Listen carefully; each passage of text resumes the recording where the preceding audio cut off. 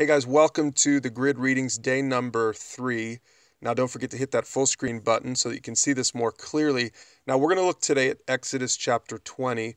We've already looked at Genesis 1, the creation account, and then Genesis 3, the account of when sin entered the world. Now we're going to fast forward to the time of Israel when they're leaving Exodus. Moses is their leader and he's going to get the 10 commandments. I just want to walk through these 10 commandments with you because they're important for you to know if you really want to embrace a biblical worldview.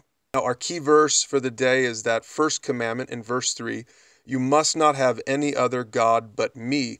And I want you to notice just how central that verse is to the rest of these commandments. And we're going to see this creep up later in our grid series. Number 2, Verse 4, you must not make for yourself an idol of any kind. Okay, so those are the first 2 commandments of the 10 commandments. Let's scroll down and look at the next 2. God says, you must not misuse the name of the Lord your God. And then he says in verse 8, commandment number 4, remember to observe the Sabbath day by keeping it holy. Now, I'm going to draw a line right here because I want you to notice as you read this that everything above the line is talking about our relationship with God. The first 4 commandments are commandments about our relationship with God. And you're going to notice as we go below the line, the next 6 commandments in the 10 commandments are all about our relationship with one another. And the reason this is significant is you notice that when we get our relationship with God right, then we can get our relationship with one another right. So let's take a look.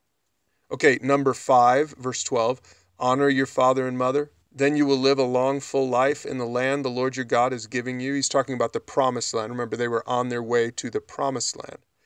Commandment number 6, you must not murder. Number 7, you must not commit adultery. Number 8, you must not steal.